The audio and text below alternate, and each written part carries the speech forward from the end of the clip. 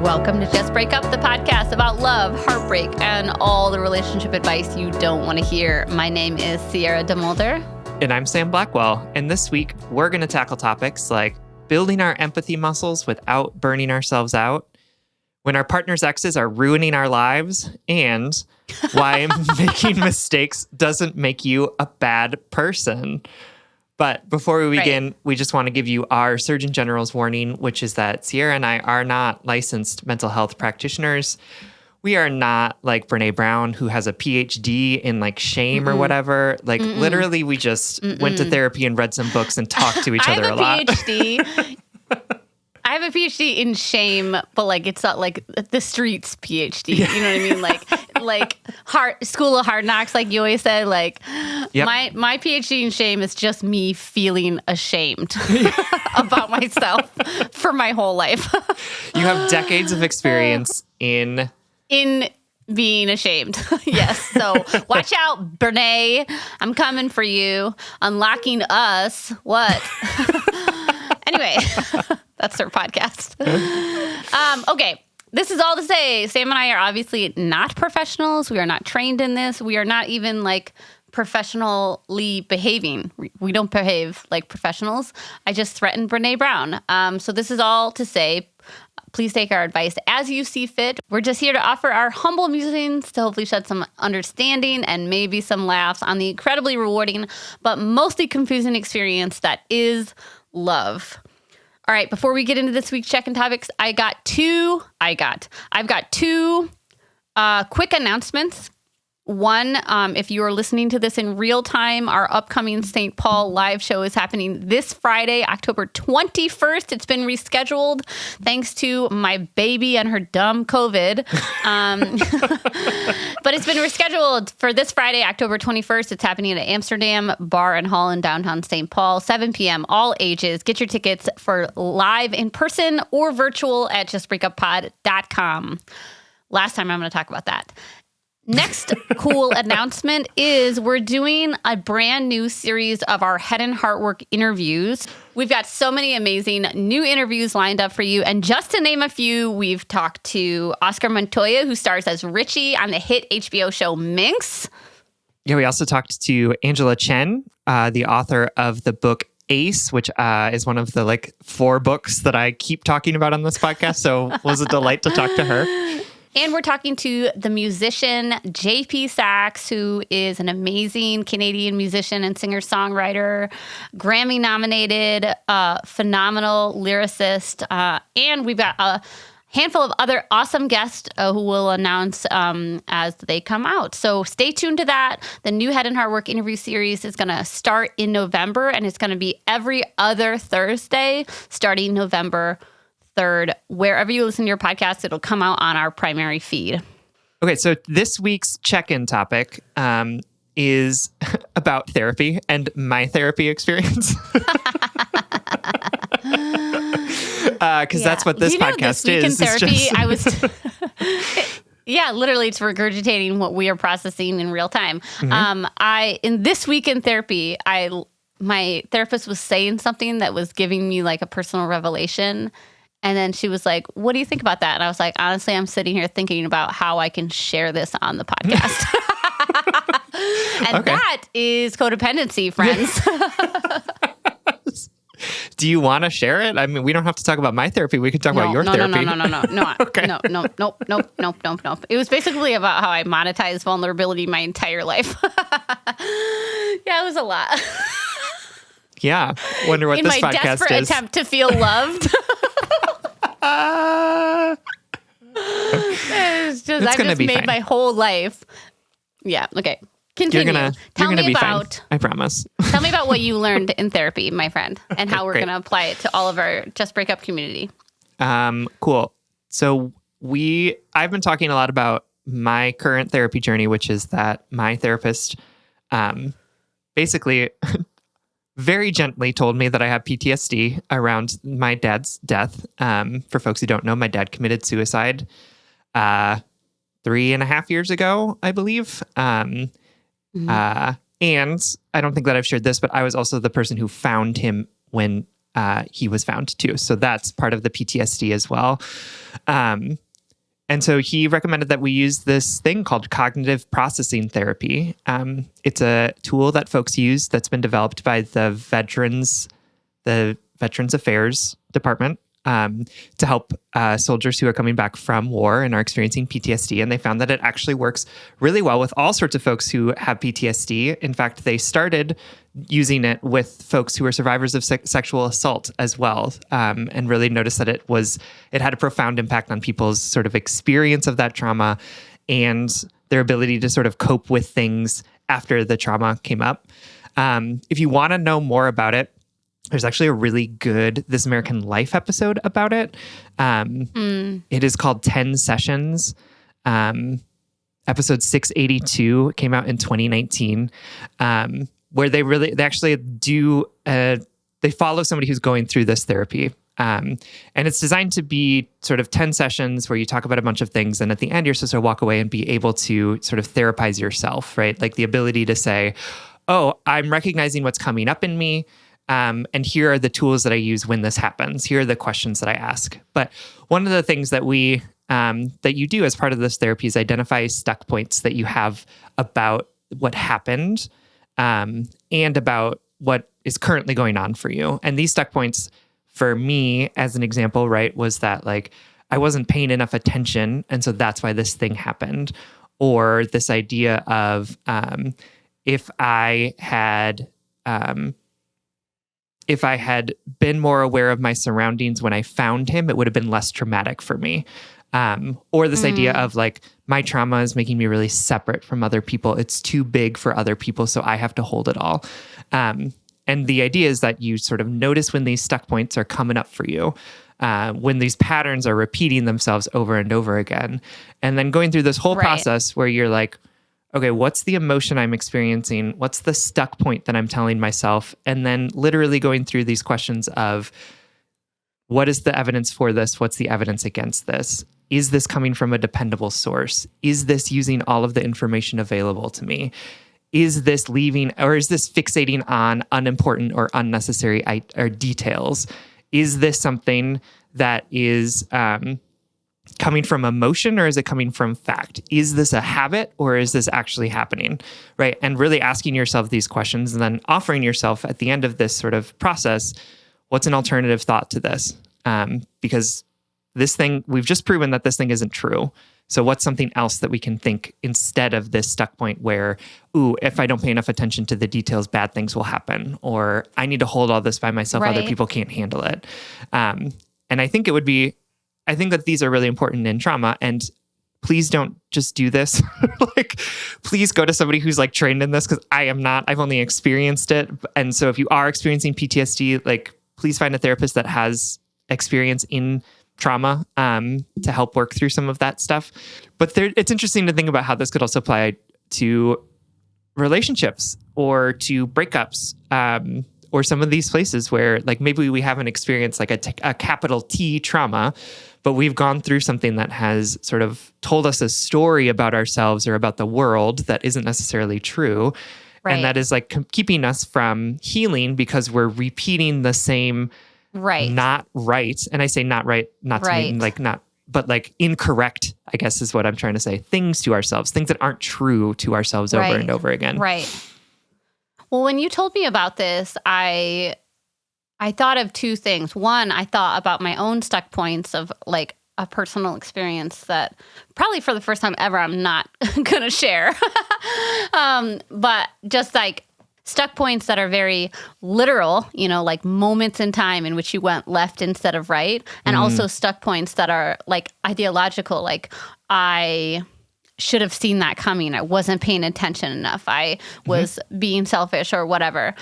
So I thought about my own stuck point in something I'm processing right now, which was a literal decision. It was like it was a left or right decision. And I kept going back in the middle of the night. I kept thinking, well, what if I just made a different decision and this would all be different? And I also thought about, like you said, applying this to interpersonal relationships, breakups, regrets, and thinking like, well, what's the stuck point that's making that I keep rubbing myself up against, that's not allowing me to move on. Like what brick wall am I pushing against right now? And maybe if I just like let go of the brick wall, I'll notice that I can just walk around it instead of trying to push it over, For sure. For me, a stuck point, like ideologically would be, oh, well, I was being too needy and I needed. And then at one point I just asked for too much and they broke up with me or whatever, just thinking about the moments that we fixate on in heartbreak or trauma or little t trauma or hardships, and how we push up against them, wishing that they were different instead of sort of like processing through those thoughts. Yeah, absolutely. And the reality of the stuck points is that there are our brain's response to trauma to keep us from feeling the bad feelings, right? They are the shortcut that we take to say, that was really scary, that was really sad, that made me really mad, and I can't do that. That's too big for me to handle. And so what I'm going to do is I'm going to put these thought processes in place that are going to help keep us safe. So I should have gone left instead of right. Now, next time I'll know, always go left, always go left, always go left, because that's the only safe place, right? That's keeping me safe. Yeah. Or the idea of like, I asked for too much, I asked for too much, I asked for too much. Cool.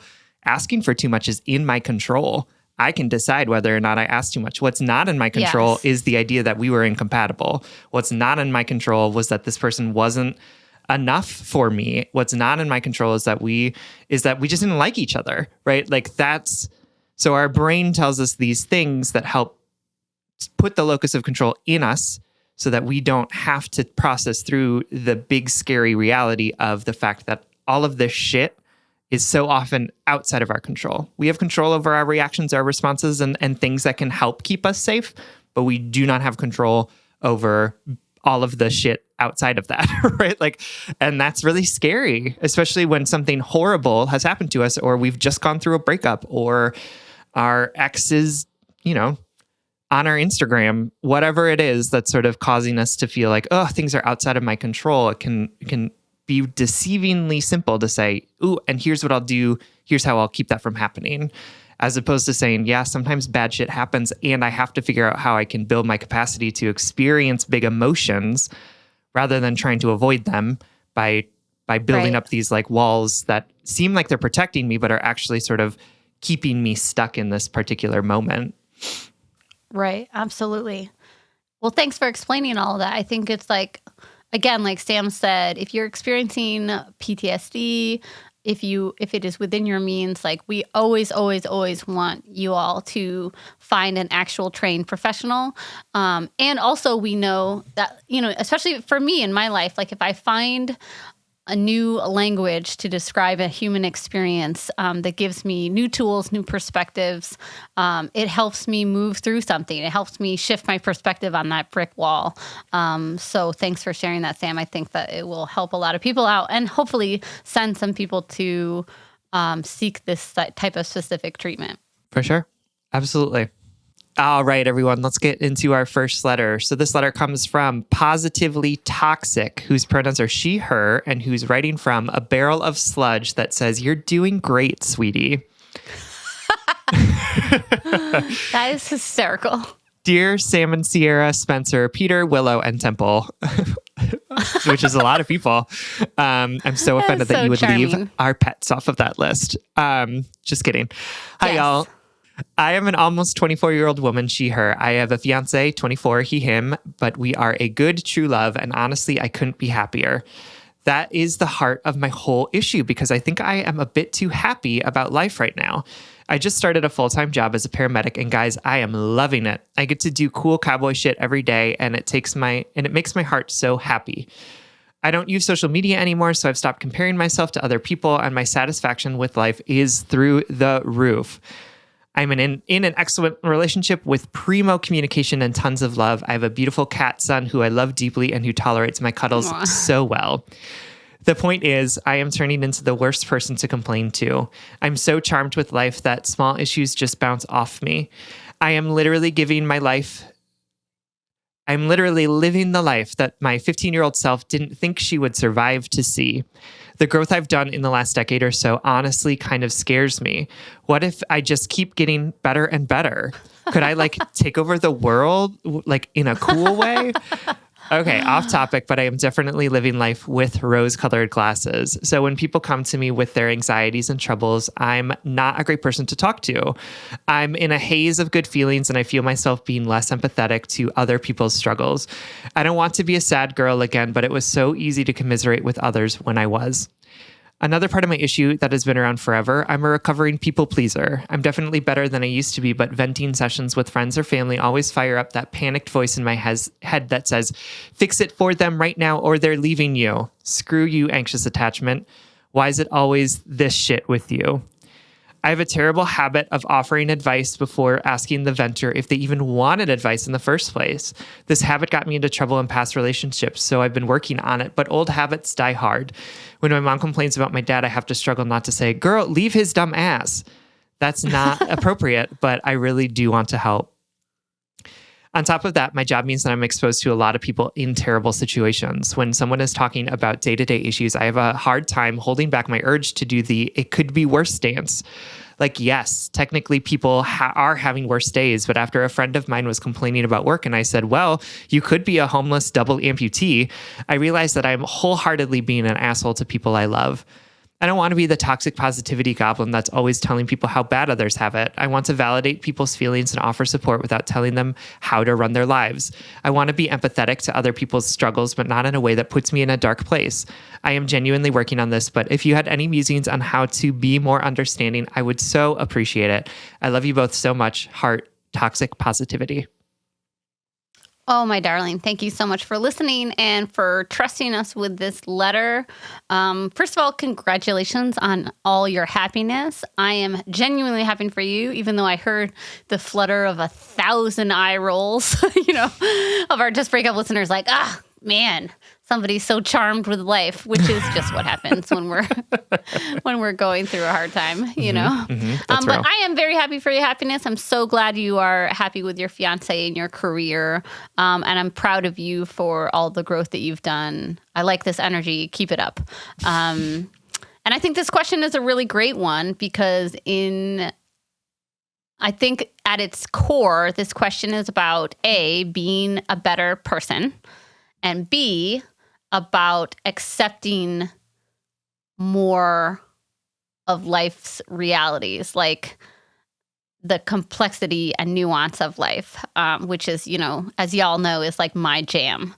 Something I learned in therapy 3,000 years ago. Wow. When, I was struggling to prioritize my own wellness or like my own struggles because I kept putting them in context of other people who I felt objectively had it worse than I did. And I know I've said this metaphor before on the show, but I think it bears repeating for this conversation.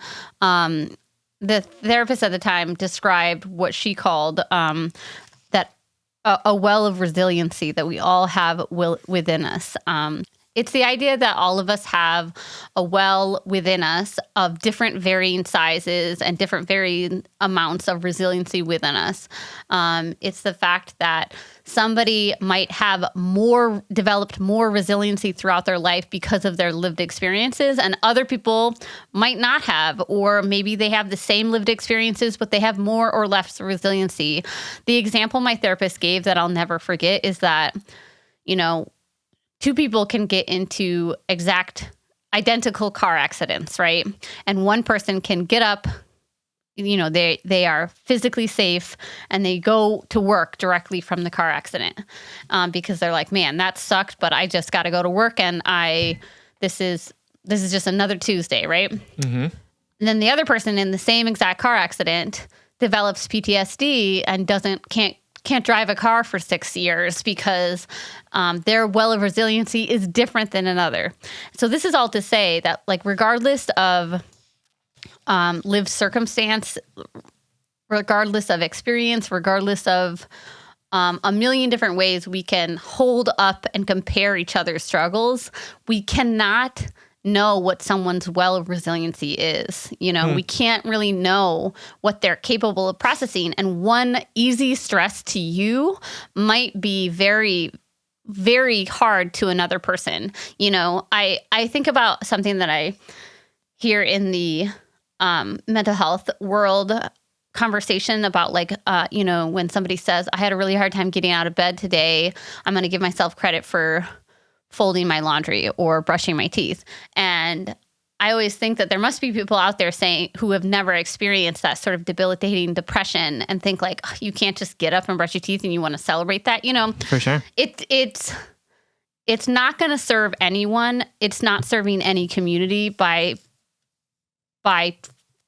forcing people to exist on the same metrics of hardship in terms of resiliency. We can obviously look at privilege as something that we can quantify, right? We can obviously say, wow, that double amputee homeless vet, like that person has these check marks of hardship, right? And that your friend have these check marks of privilege. And yes, we can position them somewhere on the map in terms of being like more privileged and less privileged, but we can't expect them to exist on the same plane of resiliency, right? Is that frustrating sometimes? Yeah. Does it make people more or less relatable to you? Absolutely. Because at the end of the day, we always see the world through our own lens of experience. And that's going to come out no matter how much we try to be considerate of the others. I think that's like a really hard standard to put yourself to, is to be like, no, I have to be 100% considerate of all other people's experience and all other people's wells of resiliency. And I have to like be aware of that at all times whatsoever. That's not true. You can definitely in the back of your mind be like, well, this is a really privileged statement, or your hardships are nothing in comparison to the hardships that I had to deal with at work today. But that's not your question. Your question is, how can I be a better friend? How can I tap into a deeper, better understanding of my empathy? Mm-hmm. Yeah. And I also think that when I was a kid, whenever I had an issue, my mom would say it's better than a sharp stick in the eye. So like, I deeply understand this impulse to say like, stop complaining because it could be worse, right? There are people who are experiencing homelessness. There are people who are experiencing hunger, right? And you're complaining about the fact that you didn't get your candles at Bath and Body Works or whatever, right? Like that is a really real impulse. And I want to say that like the reality of other people's suffering doesn't negate your own, right? Like that it doesn't mean that you're not allowed to, or that you shouldn't feel any sort of frustration or sadness or issue just because somebody else is going through something that may or may not be objectively worse than you. And that mentality is actually really harmful to ourselves, right? Because it, like you're an EMT person, right? Like you're probably seeing a lot of things that are maybe impacting you in really intense ways. And if you're telling yourself like, oh, well, it didn't happen to me, so I can't feel bad about it, right? That's going to set you up on a path, and not just of like not good things for you mentally, but it's also going to set you up on a path towards burnout, right? Like, because you're going to have to keep seeing these things over and over again. And if you're telling yourself, well, like, oh, but that person had it worse, or at least I'm not doing this thing, right? Then that's creating a place where you don't have anywhere to put all of the harm and the vicarious trauma that you're experiencing, because you're just saying, oop, that doesn't matter, so I'm just going to shove it back in there. And so I want you to develop this sort of capacity to understand the realities of this complicated reality, this complicated world that we live in, so that you can also better process what's happening to you. You can fucking love your job and also be traumatized by it, right? Like both of those things can be true at the same time. And I want you to recognize both of those things so that you can say, I absolutely love my job. And also, right, I'm working with folks who are experiencing a whole lot of crisis, and that's really hard, right? That's really emotionally challenging for me. And both of those things can be true at the same time. We don't have to have our experience of struggle doesn't negate our experience of happiness. They can exist at the same time. We can be happy and struggling, right? Like we can be having a good time and loving the work that we do and also really feel like, oh, this is difficult. This is challenging. This is stuff I need to work through and process through. So I want to offer you that as well, not just to say like, here's how to be more empathetic to your friends, but also like, here, how can you be more empathetic to yourself in this as well and acknowledge some of the multitudes that you're experiencing. Even if you want to focus on being happy, great. I love that. Love that you're drawn to that positivity. And you don't have to, it doesn't negate it to also talk about the things that are happening in your life or in other people's lives. I think that's so smart because you're so right. This is the more sustainable point of view too, because this golden era of your life, oh my God, awesome. I totally want you to take over the world in not a creepy way. And also, as we know here at Just Break Up, the universe like hits you in the face when you are not expecting it, right? Life is suffering, thanks Buddha. And that this is a hardship is going to be a part of your life. And in the future, are you going to be able to make space for your hardships and your struggles if they don't look like what you see every day as an EMT or what you hear your friends say? You know, this is about sustainability, you know, and wellness for yourself as well as others. For sure. Absolutely. So I also just wanted to talk a little bit about empathy. And I'm like pulling this directly from Brené Brown's book, Atlas of the Heart. So shout out to Brené Brown. We love you. So there's a whole chapter where she talks about sort of empathy, sympathy, compassion, pity, right? Like these feelings that we might express towards other people or what we might see when other people are going through something. And it's a great chapter that sort of delineates the different things about that. But one of the things that she talks about is that often we conflate empathy with taking on other people's emotions, right? And it sounds like you're a people pleaser and that's sort of how you've been trained, right? Is if other people are going through something, it's your job to make them feel better, to fix the thing, right? To take on whatever they're feeling. I've got a book for you. It's called Adult Children of Emotionally Immature Parents. Check it out, see if it resonates. You know, it's so cute. The other day in our Facebook group, somebody posted that it was on sale on Amazon. It was so cute. Now's the time, people. Now's the time. Yeah. And so one of the things that she talks about in this is that there's actually sort of a different types of empathy that we can experience with folks. And I'm literally going to look at my book and read this. There's cognitive empathy and affective empathy, right? Where cognitive empathy, which is sometimes called perspective taking or mentalizing, is the ability to recognize and understand other people's emotions. And affective empathy, called experience sharing, is about one's own emotional attunement with another person's emotional experience. And she says that actually, the most effective way to sort of navigate situations like the ones where you're talking about is bringing in compassion, which is this understanding that we're all humans having an experience in this world and that we come with a rich level of emotion, experience, understanding, and this sort of cognitive empathy. I can understand what you're going through. I don't necessarily need to feel it. And that's like a really tricky thing. It's really tricky for me, let me tell you, as somebody who's been trained really intensively to really take on other people's emotions, which makes me deeply afraid of other people and their emotions. But it is possible for us to have conversations with folks who are going through something difficult and understand and see and affirm those emotions without also needing to experience those emotions with them.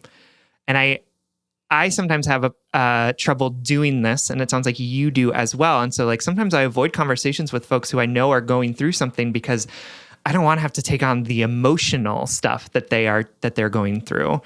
But actually, what is most effective is going into that conversation and saying, great, it's not my job to feel this person's feelings. It's not my job to sympathize with them, right? Where I put myself in their shoes and I say, oh my God, I can't imagine how this experience would feel for me. But instead say, yeah, that emotion that you're feeling, I believe it. I can totally understand what you are going through. What I'm hearing you say is that this is really frustrating for you for these reasons. And I'm so sorry. I am so sorry that you're going through that. What do you need from me? right? Like that is all perfectly possible to do without diminishing your own joy, right? Right. You don't have to say, right? Like, stay away from me with that bad energy because I'm over here in my like sunny place and I don't want those dark storm clouds to come through. You can say, it's really sunny over here. I see that it's raining over there. I'm so sorry. Is there something I can do? Can I offer you an umbrella? Can I help you build a shelter? What do you need to get out of the rain? While also still saying, and I'm going to stay here where it's sunny, right? Because this is really working for me. You don't have to get into the trenches with people and feel what they're feeling to be effective, to be helpful, to be compassionate to them. It is perfectly possible to navigate those spaces without having to be sad yourself. Yeah. And, as you know, because you wrote it in your letter, it won't be effective for both making them more grateful and making them acknowledge their privilege for you to be like, well, there's a hurricane 4 feet left of you. Thank God you're not in that hurricane right now. Yep. I think that there is a time and a place for a gentle, it doesn't have to be gentle, but there is a time and a place for a conversation about intersecting identities and privilege and gratitude and perspective. But it's never going to be effective in the moment when someone comes to you in a moment of friendship, kinship, sadness, and says, I'm struggling. That's not the time for them to be like, oh, and I shouldn't be struggling because other people have it worse. Yep. And you know this. And it assumes that our capacity for compassion and empathy is somehow limited or should be limited, right? Or linear, or yes. You can only be compassionate for people who have it way worse than you or whatever. Absolutely, which is not true. We have an abundance of compassion and empathy available to us if we can use it well. I have compassion for the folks who are experiencing homelessness that you're talking about. I also have deep compassion for my friends who have houses who are going through a breakup, right? I have compassion for folks who stubbed their toe, right? Like it's perfectly possible for me to have compassion for other folks, for all of these different folks, while also politically and intentionally advocating for more resources for the folks who need those more resources, right? Like there's a difference between our ability to feel compassion for folks and also our ability to keep perspective around how we want to act and behave given those things, right? Like, it's perfectly possible for us to acknowledge privilege and say, hey, we need to do things to rectify this shitty situation that we are intentionally in.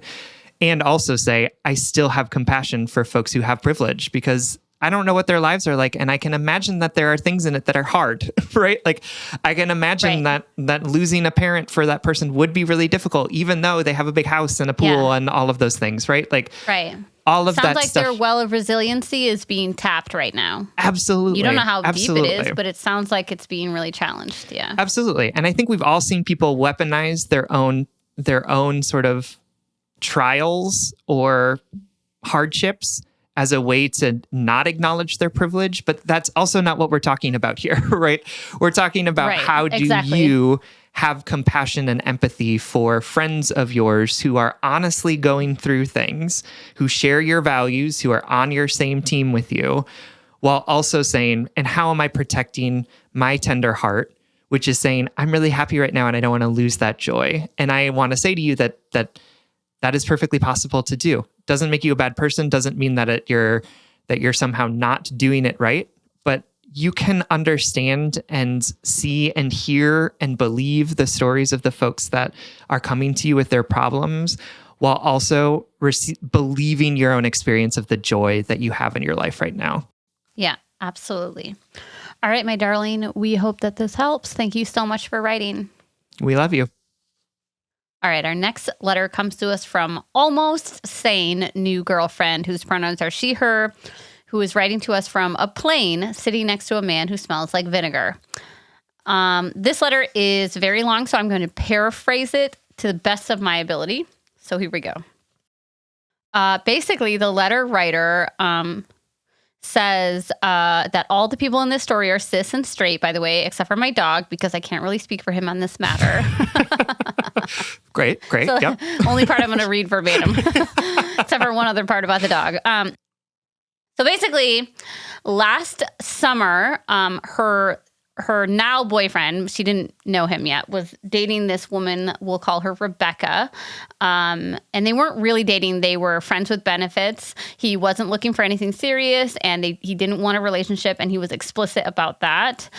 So they were friends with benefits for the summer, and Rebecca agreed to the situation, but was obviously looking for something more serious, boyfriend, husband sort of thing, wanted to start a family. For context, the boyfriend and Rebecca are in their mid-30s, and the letter writer is in their late 20s. So it ended up to be sort of like an unrequited thing, but like we're having fun while it lasts over the summer. And then the boyfriend decided to end it because he was like, he didn't want the same things, and he wanted Rebecca to be able to go find happiness elsewhere, right? Sure. Around the same time that they stopped sleeping together, Rebecca went through some medical hardships, and the letter writer says that she didn't really have a strong support system or family ties. So she ended up in that transition time from friends to benefits to friends.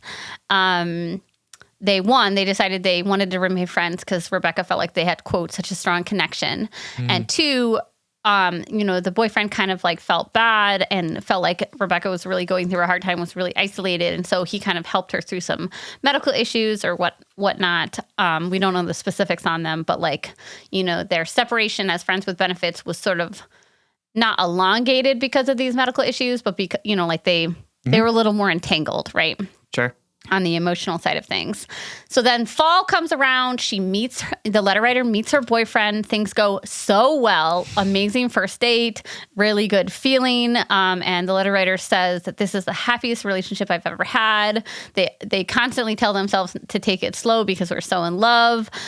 He tells her every day. They plan on moving in together.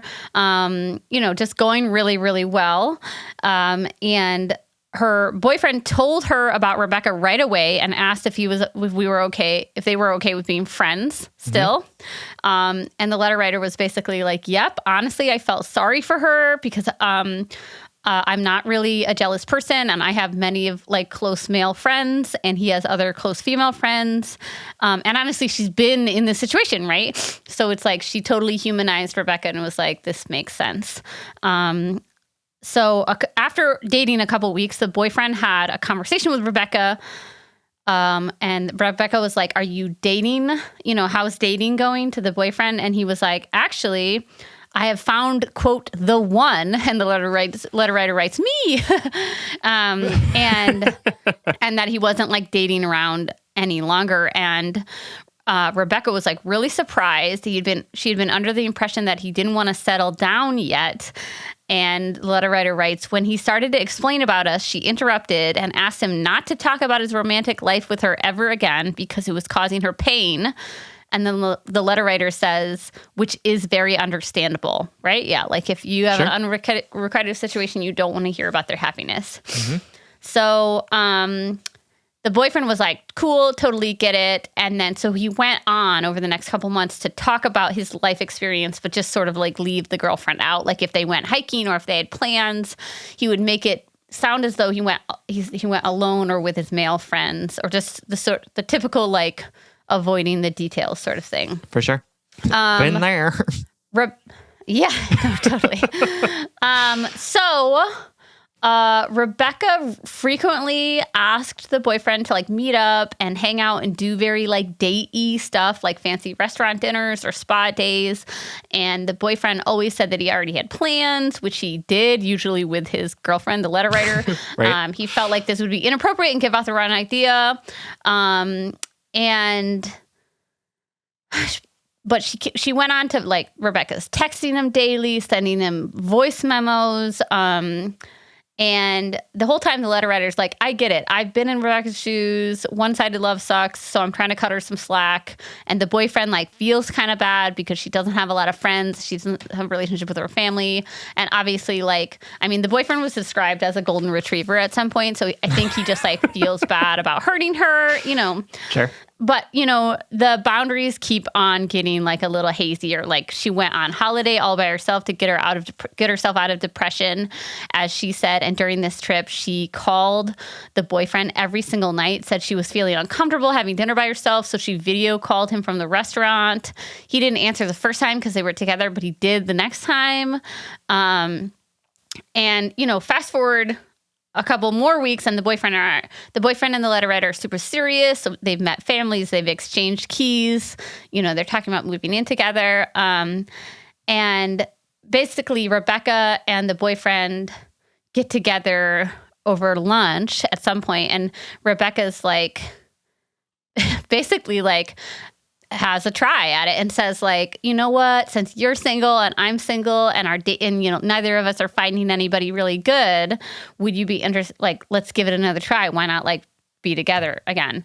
And the boyfriend was like, whoa, I'm not single. I have a girlfriend, and like reminded her of the situation. And Rebecca was like, I have no idea what you're talking about. Basically insisted that he was lying, said that he always said that he was hanging out with his buddies.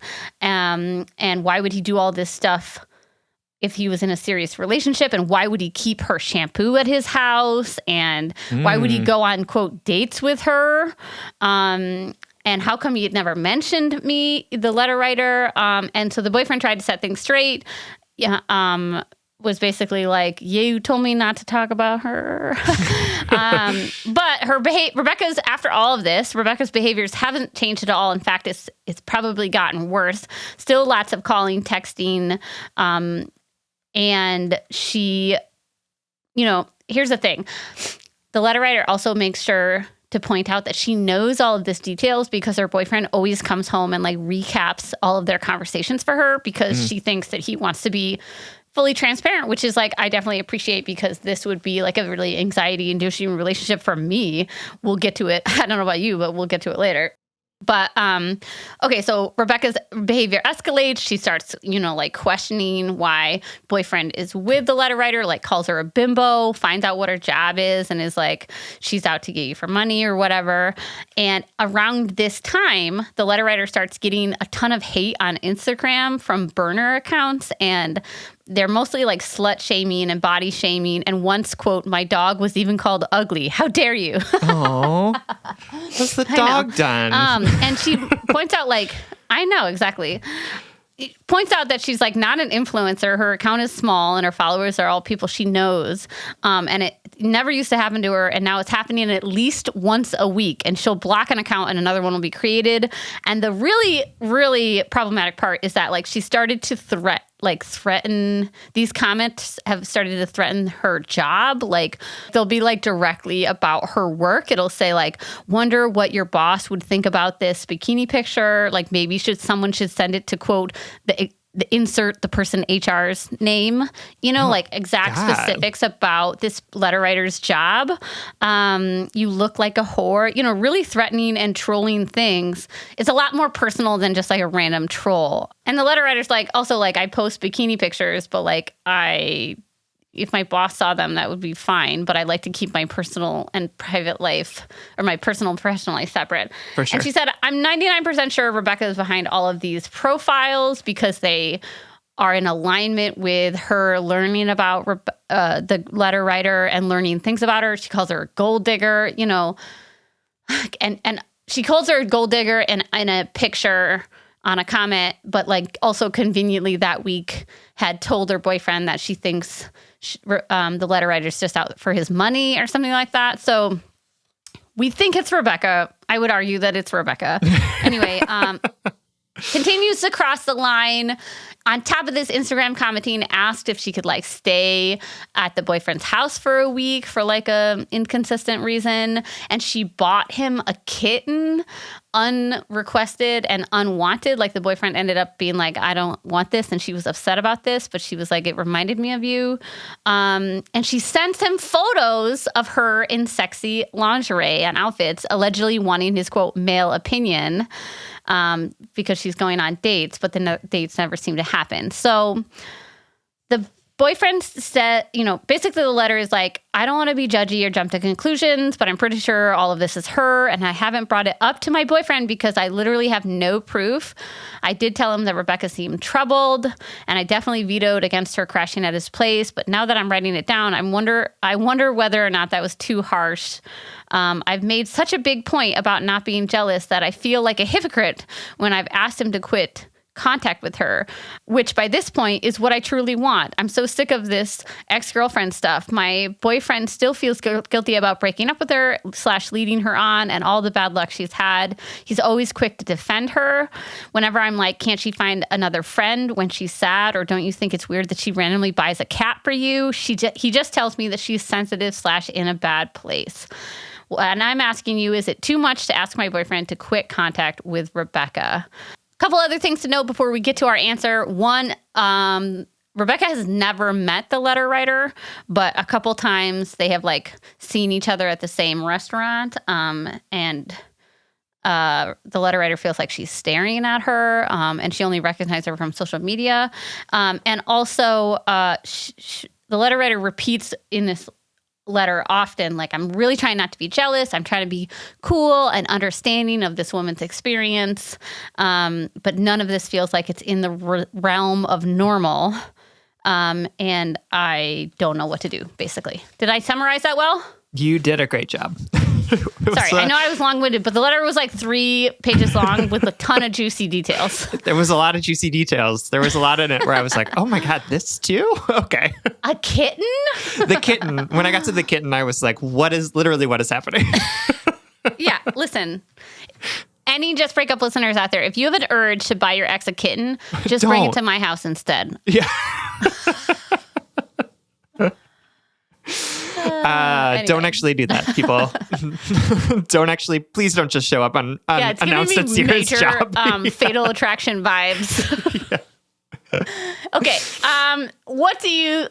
Where do we start, Sam? Help me out with this. I guess I'll just start out by saying, I'm really sorry that you are experiencing this. From what you've told me, Rebecca's behavior is really inappropriate, at least to me. In lots of different ways. Don't just give someone a kitten. That's poor animal stewardship. So I'm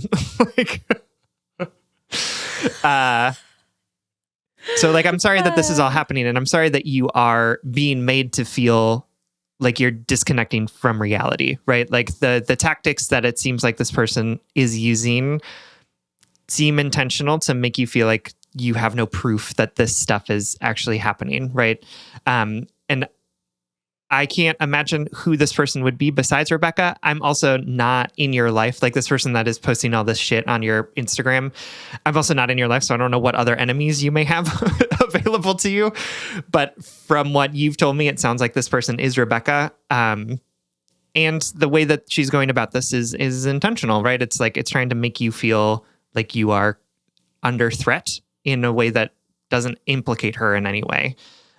So like all that to say, like, I'm just sorry that you're going through this, and I wish that she was handling her shit better, and that she wasn't sort of taking on whatever she's feeling about your partner on you, because it has nothing to do with you. You didn't steal her from him. Nope, you didn't steal him from her. He sounds like he acted well in that relationship. And has created distance between him and her in some ways. But you're not asking for this, and you don't deserve any of this, is, I guess, the long and short of what I was trying to say. Yeah. And I want to say, again, we don't know if this is Rebecca, and I'm not here to like villainize a random woman I don't know, because, well, I'm not, because we all lash out when we feel really insecure. And sometimes that lashing out is like really unflattering, really an unattractive part of ourselves, right? Yep. I'm not here to judge that woman, and I'm also here to say like that that behavior is really inappropriate if it is her. And I want to say, like, I have a large Instagram following, or like a larger than your average person. And I have never received comments like this. I've never received this is not like a robot. This is somebody who knows you specifically, because like, I don't know, other than like weird troll campaigns on like major celebrities or people on the internet who, dare to speak out about things, like, this is personal to me. So I just want to be like, I want to give you permission to not gaslight yourself and say, like, this is not normal internet behavior just from a random robot or a troll who doesn't know you. Right. Somebody is researching your job and trying to attack you personally, which honestly makes me a little nervous. Like, there's a lot in this letter that I want to like roll my eyes at, or, like the kitten or whatever. But some of Rebecca's behavior, assuming the Instagram, we're all assuming that the Instagram comments are from her. Yep. So that's where this advice is coming from. And if we're wrong, then just like skip through this letter. So her commenting about your job, and also like, I forgot to say in the letter writer specified that the boyfriend swears he never said exactly where Rebecca worked. He just told, where his girlfriend worked, the letter writer. He just told Rebecca that she was a blank, insert profession. But the comments talk about a specific HR person, a specific place to work, so like, this is a little, this is walking into the stalking territory for me, the obsessive behavior about like for weeks commenting on your stuff. So like, yeah, it makes me a little nervous, and I have compassion for Rebecca and the hurt that she's experiencing. And also, I think it's time for your boyfriend to have some accountability to the safety and the boundaries in his life. I totally understand that relationships are complicated, that guilt is a really, really heavy hand when it comes to making our decisions. Listen, I would stay friends with my exes for my entire life if it wasn't for Sam Blackwell, because I would feel so bad about breaking up with them. You know what I mean? I would just be like, just kidding. You can all have one piece of me for the rest of your life, or my life. And you're doing a lot of work in your letter to be like, I'm cool. I understand. I'm compassionate for this person. I'm not jealous. I'm not the jealous girlfriend. I am the mostly sane new girlfriend. Guess what? This would make anybody crazy. And I use that word intentionally. But like, this would make anybody feel insecure. This would make anyone feel anxious or jealous. Like, you're not feeling jealous in an irrational way. You're feeling threatened because these are threatening acts, right? And I don't mean that in a like toxic monogamous way. Your boyfriend is not your property. She's not like trying to steal something from you in that sort of threatening way. But there is this ominous feeling to all of this to me, in which I'm thinking that her relationship with your boyfriend and let's bring him into it, your boyfriend's relationship with Rebecca is not healthy for either of them and their surrounding community, including you. For sure. Yeah, absolutely. And I think that there's a big difference between not being jealous and being like, the behavior that this person is doing is not appropriate and I don't like it. Right? Like, and I think that there's sort of that thing that we often do, which is like try to put this like one size fits all solution onto everything and say like, yeah, the hard and fast rule is that I'm chill, right? Like the hard and fast rule is that I'm never jealous of anyone, right? And what we need to do is to recognize that like everything is dependent on context and in the situation and time that it exists, right? Like you can be a not jealous person and still look at this and be like, this behavior is inappropriate and I don't like that this is happening. You can have other friends who are girls. They can stay at your apartment. They can send you pictures, all of this stuff. But with this person who's expressed to you that she wants to get back together with you, who's done things that are like pretty inappropriate. Who speaks about you in a disrespectful way. Mm-hmm. Absolutely. Who talks about how you're not sophisticated or a bimbo, like all of those different things. Like it's okay to say, not this person though, right? Like it's okay to say this person because of these different things that are making me really uncomfortable. And so like what you all as a couple need to figure out is where are the lines of appropriate and inappropriate in your relationship? That doesn't make you a jealous person, right? That doesn't mean that you're being irrational. It means that you two have to decide what is okay and what's not okay. I mean, it's one thing for somebody to send somebody pictures of them in swimwear or in lingerie and say, how does this look on me? Right? Cool. That's an innocuous thing that we can be okay with. It's a very different thing when that person sends those pictures and also has called you unsophisticated and also is maybe trolling your Instagram and also brought your boyfriend a cat and also told him that they should date and also has been saying these shits about, like, the shit about you, right? Like, right. It's dependent on all of this context. So it's funny to me that you were like, I feel like maybe I was too harsh when I told him that she couldn't stay at his house for a week. And I was like, no, you were not too harsh. That was an okay thing to do. Yeah, right. And it's not, boundaries are not harsh.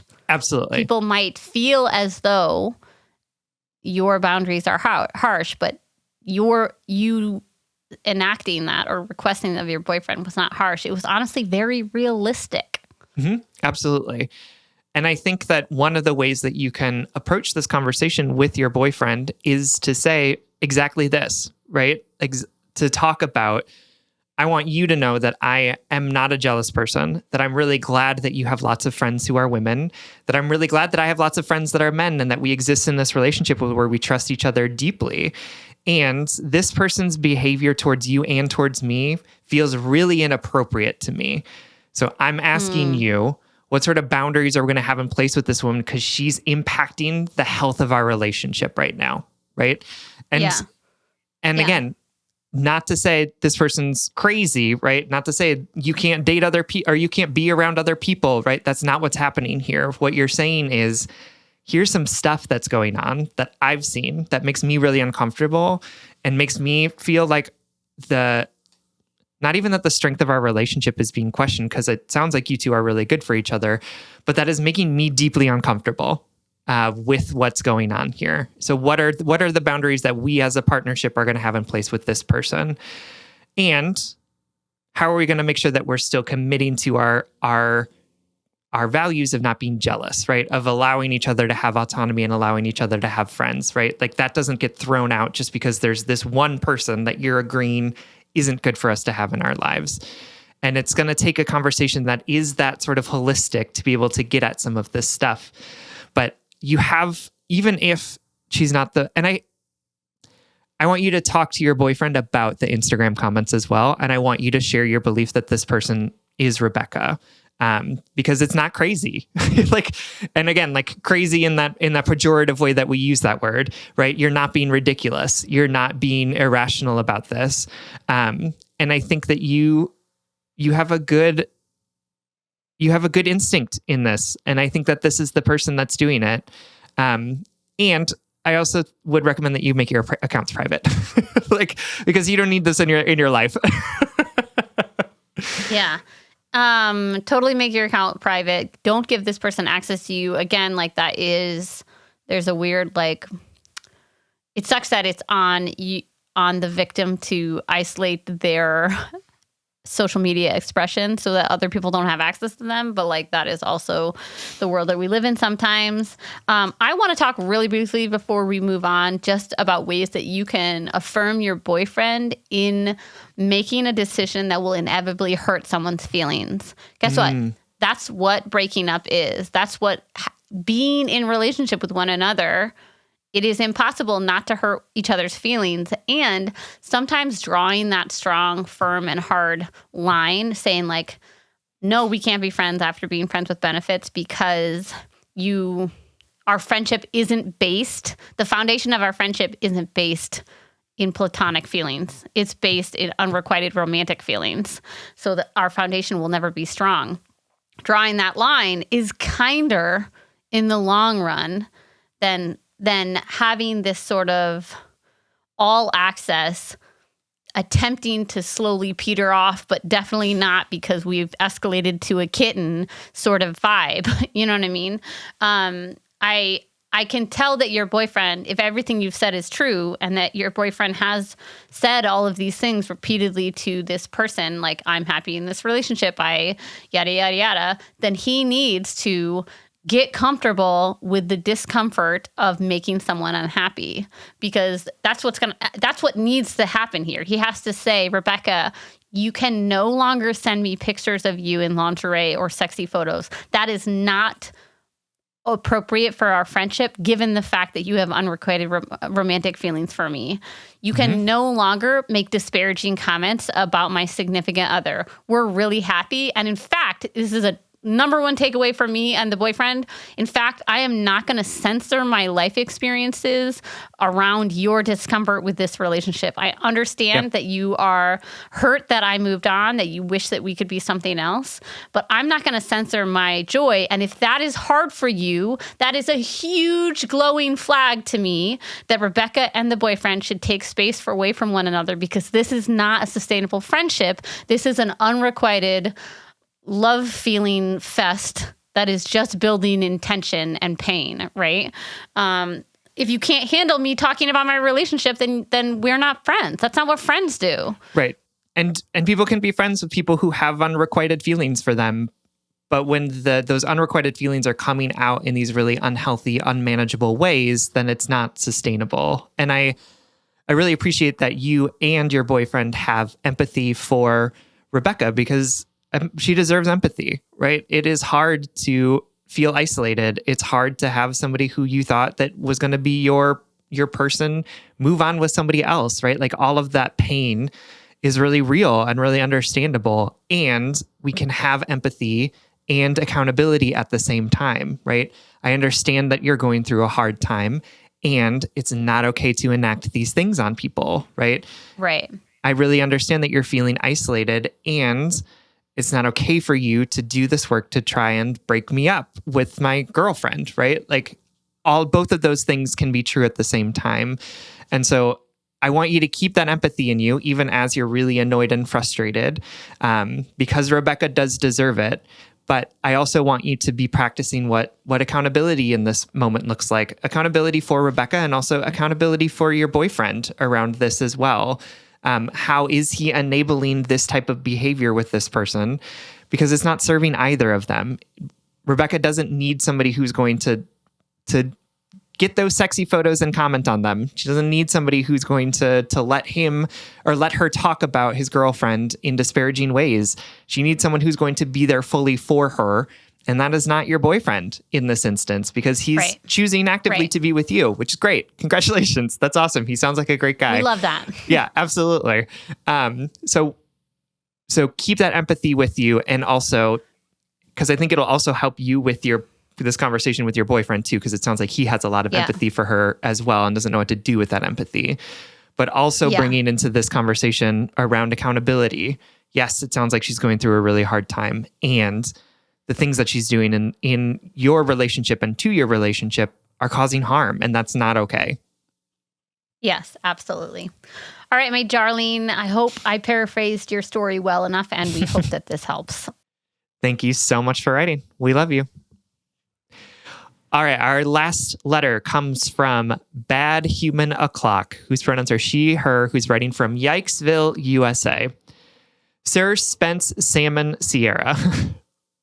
So I, she, her, have been dating my partner, he, him, for upwards of 4 years now. It's been a wild ride for sure, and we have dealt with a ton of things, from his fidelity at the start of our relationship and my extreme insecurities of being good enough.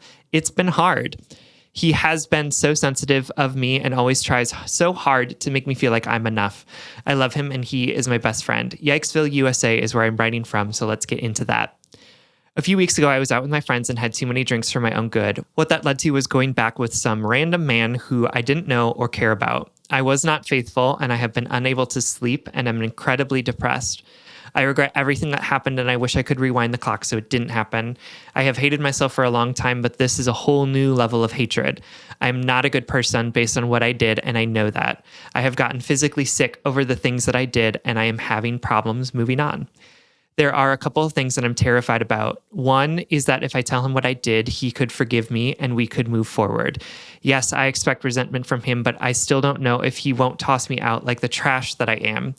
The other option is to bury this hatred and just live like this for the rest of my life.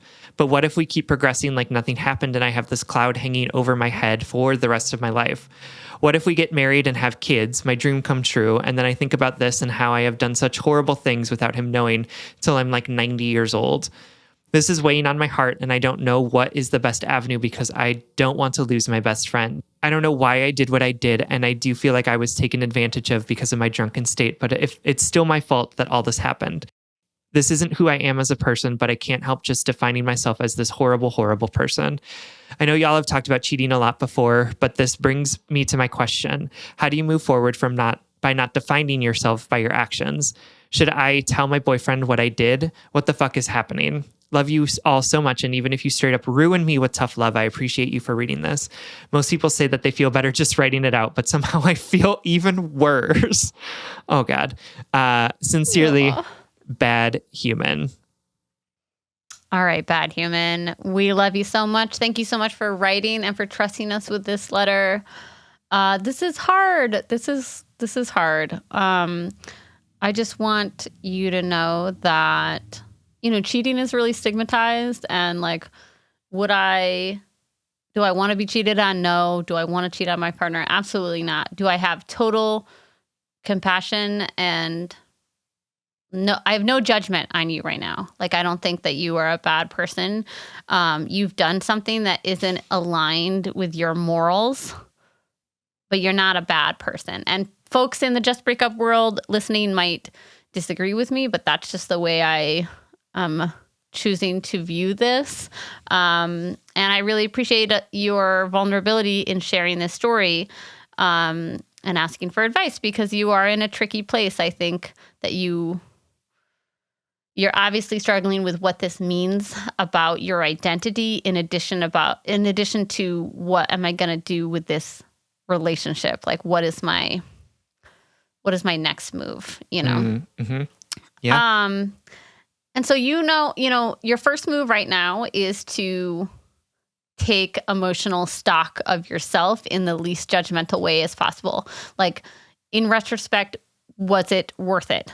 Or, I don't mean that in such like a dragging way, but just like really think like, okay, so this doesn't feel good.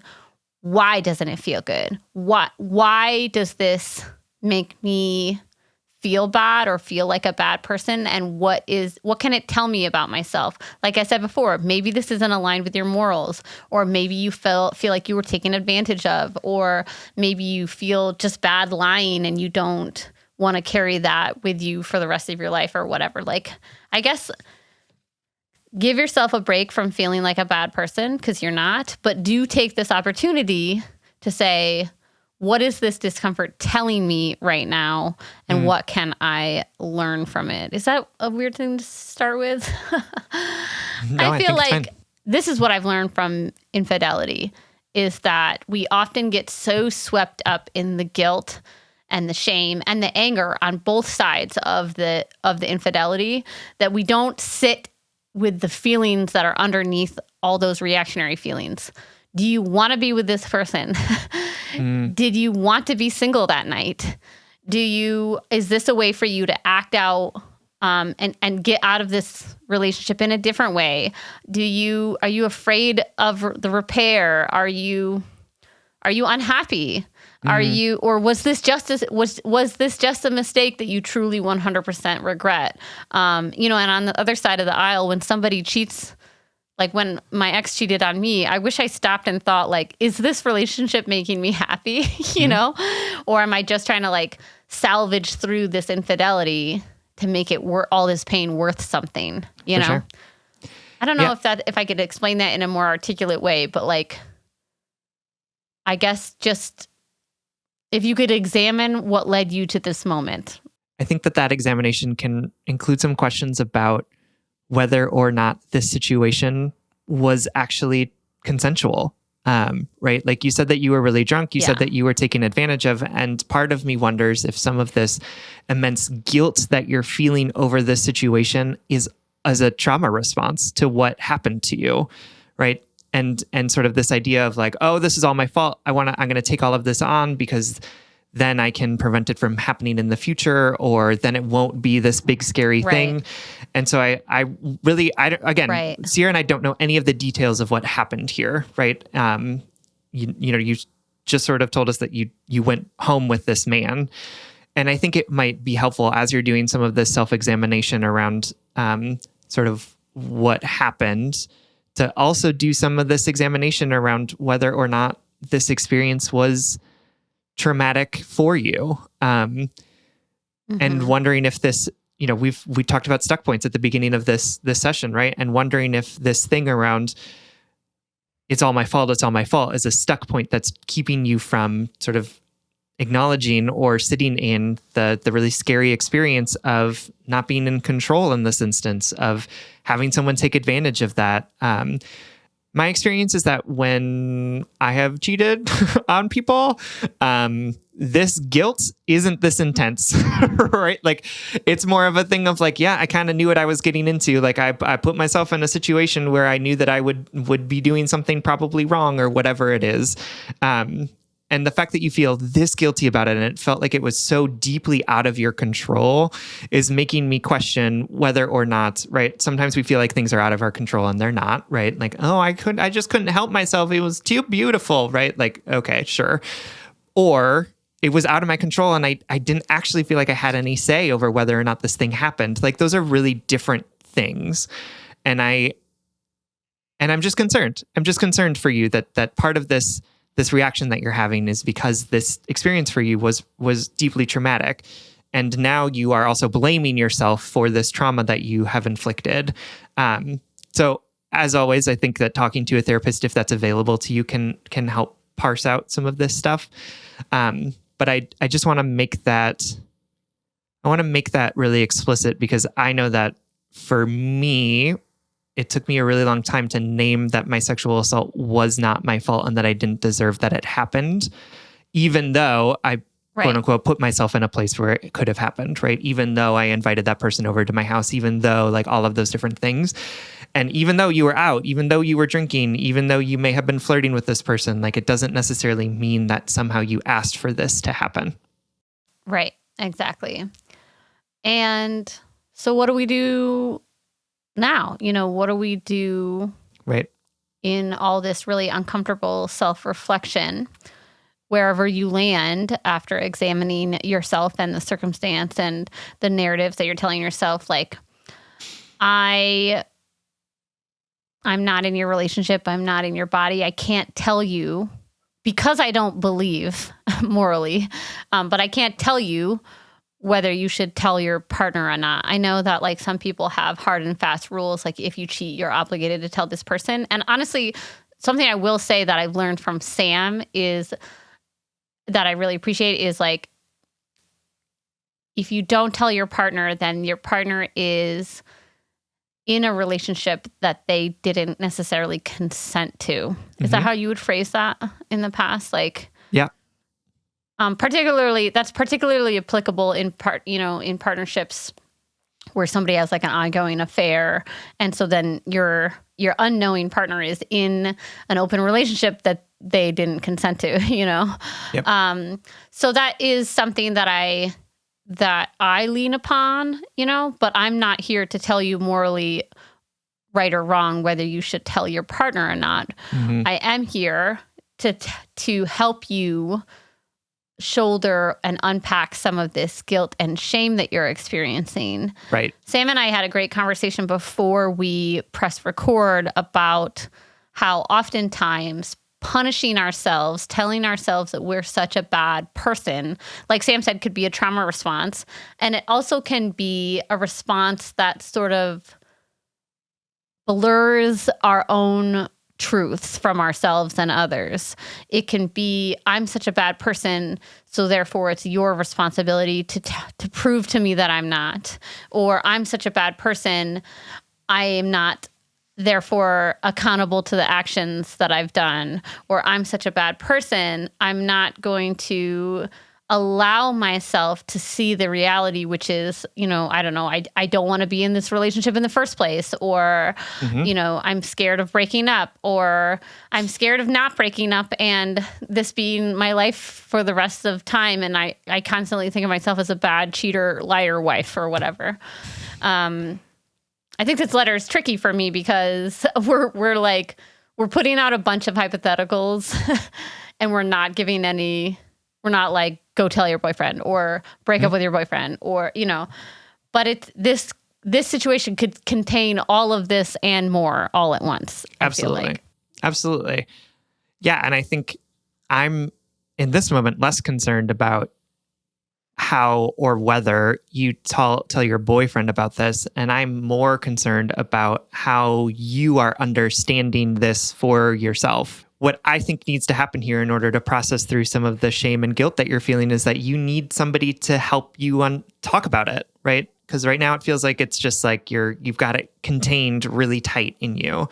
And unfortunately, your boyfriend isn't the person to do this sort of parsing through, working through what this experience was for you and why it happened, because he's the person that's going to be most impacted by it. So who are the people in your life, whether that's a therapist or a trusted friend, to help you think about and talk through what led you to this decision, whether or not it was a decision that you made or that was made for you, what sort of story you're telling yourself about this situation, that you're a terrible person, that it's all your fault, that all of this stuff is happening.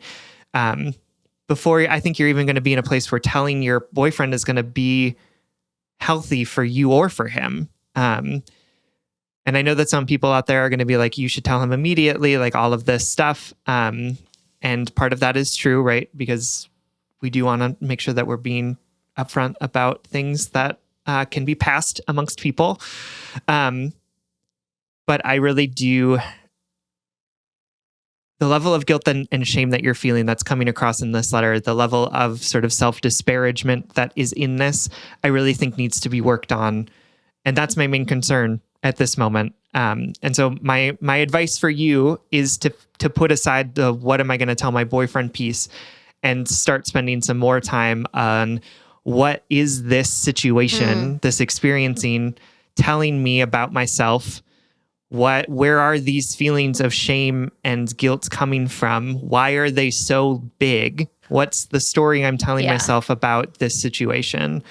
And to do that in a way that it's not just you stewing in the dark about this, but in a way that's going to be able to bring it into reality, right? Like part of this is also like right-sizing the thing that happened. Part of it is saying like, yeah, this was a thing that happened one night. And the story you're telling yourself about it is that it is somehow endemic to who you are as a person, right? Like you have made it into this huge, giant thing. And sometimes talking with other people about it in daylight helps us say like, oh, actually, this thing is like yay big as opposed to like the size of the moon, right? It's actually something I can hold in my hand and sort of wrap my arms around, and not this like massive thing that is so all encompassing that I can't see around it.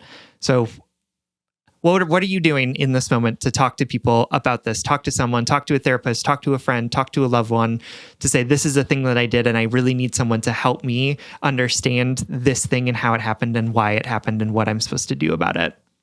You're making me have like a little epiphany as you talk. Because part of me keeps on wanting to tell this letter writer to break up with their boyfriend. I don't know why that's like the feeling I get from this. Again, I don't know the ins and outs of this relationship. I just know the details that they shared, which is like rocky start, rocky 4 years, and now this. But what you're saying is making me pivot my perspective away from just this instinct to the idea, like sort of like what I was saying earlier, that how sometimes our initial big feelings about infidelity blur the actual truths from us. And to me, a big truth that is being revealed that, like, how about this? In my life, when I was the most unbalanced and the most self-loathing and had the most destructive relationship with myself is when I was unfaithful in my relationships and unable to be accountable to that behavior. It's when I was, not just when I hated myself, but like it was when I had no relationship to myself. I wasn't taking care of myself. I wasn't in tune with myself. I wasn't nurturing myself. I wasn't honoring myself. And therefore, all of my decision-making came from this really unstable, unhealthy, not self-serving. You know, cheating sounds like the most selfish thing. And, you know, sometimes it can be interpreted as that. But like, for sure, I really wasn't, I had such a destructive relationship with myself that therefore all my other relationships became destructive as well. And so I think why I'm like, dump him, work on yourself, is because the vibe I'm getting from that really heavily self-loathing narrative in the letter, like, I'm such a bad person. I am a terrible, you know, this doesn't make me feel better. What if I'm broken like this forever, is what I'm reading from this letter. Right. Makes me feel as though there is you're prioritizing the actual relationship over the players in the relationship, right? Yeah. You're prioritizing the length of the relationship. You want the ship to stay afloat without caring about the fact that the passengers on board have no food, you know, or they're not happy, or they're cannibalizing themselves. Getting a little dark there. Because I know now that I'm actually prioritizing a relationship with myself, that my relationships are healthier, that I am kinder to myself, that I make more sustainable choices that are more in alignment with the life I want to live, you know? Again, we don't know what happened that night, and I know that there is a question of consent and control and whatnot. So I am definitely I'm answering this in a more zoomed out way because I don't know the details. But I think that is an important part of today's conversation. Just like, again, I don't know your relationship. I don't know the quality of the health you're trying to save. But for me right now, I read in this letter this self-loathing that isn't going to go away even if your boyfriend forgives you, even if you bury the secret within you, right? How are you going to come to terms that you are not a bad person, you know? Absolutely. And like Sierra said, that type of relationship that you have with yourself helps make relationships, makes relationships with other people more healthy and sustainable for us. Right? Because if you're in this relationship constantly feeling like you have to make up for or atone or hide the damaged part of you, the part of you that is bad, or whatever word it is that you're using to describe yourself, then you're not fully and authentically in relationship with the other person, right? You are trying to sort of keep them away from this part of you. So what I want you to focus on here is about finding ways to process through what's happened to you in the situation, and to find ways to look at that thing with radical acceptance, right? This is a thing that happened. This is a thing that I cannot take back. And what are the things that led to this situation? What are the things that were there, consensual or not? And figure out, what does this mean for you as a person? Not, what is the story that this is telling about you as a person, right? What does this mean for you as a human who needs healing in this moment, and not as where can I put this on the list of indictments that I have against myself that make me a criminal, that make me a bad person, right? Yes. And I want to tell you that it's actually okay to tell your boyfriend about this and ask him for support and forgiveness, like, especially as you unpack this and you sort of figure out your relationship to what happened that night. It's okay to ask for support. It's also within his rights to not be the person who supports you through healing through this. Do you know what I mean? Like, he is allowed to have any reaction within, health and safety means to this that he needs to grieve and process too. that doesn't mean you need to internalize his reaction. Mm-hmm. Absolutely. All right, bad human. First of all, you are not a bad human. And so I'm not going to call you that anymore. Maybe I'll call you hurt person. We know that you regret this decision.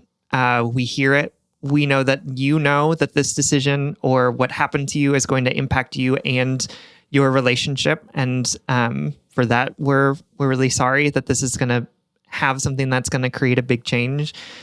And our goal for you is to focus on what you need in this moment, to talk, to think about, to process through what happened, how it happened, why it happened, the stories that you're telling yourself about what happened and why, and to find a place where you can have this experience be integrated into your understanding of the world and not as something that is making a monster out of you. So thank you so much for writing. We love you. Absolutely.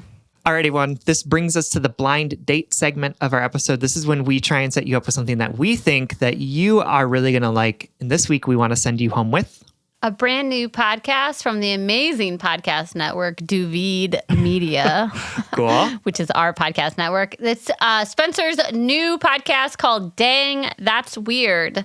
It came out, it debuted on the 13th of October, so you can go listen to some episodes right now. Basically, it's folks, listeners, being interviewed by Spencer about the weirdest thing that has ever happened to them, whether it's like I was raised in a cult or I saw a ghost, lots of paranormal things, but also just your average weird thing like my dog ran away for a decade and then came back or something. So it's super charming. Spencer, as you all know, has an excellent voice for radio. He does. He's been called sexy voice by many listeners. But he's also a really good time, good person, great interviewer, and the guests so far have been awesome. I am one of them, if I do say so myself, with my one and only somewhat ghost story that you can hear at some point. And he's actually still looking for submissions for new episodes. If you have a weird story, true story from your life that you'd be willing to be interviewed about, you can email us at hello@duvid.media. And Duvid is spelled Duvide. And you can just, in the subject matter, you can say, dang, that's weird submission, and then just write us like a brief summary of your story. And if we want to interview you, or Spencer will interview you, we will get back to you. But you can find new episodes of Dang, That's Weird wherever you listen to your podcasts. All right, everyone. Thank you so much for listening. You can like us on Facebook, and you can follow us on Twitter, Instagram, and TikTok at JustBreakUpPod.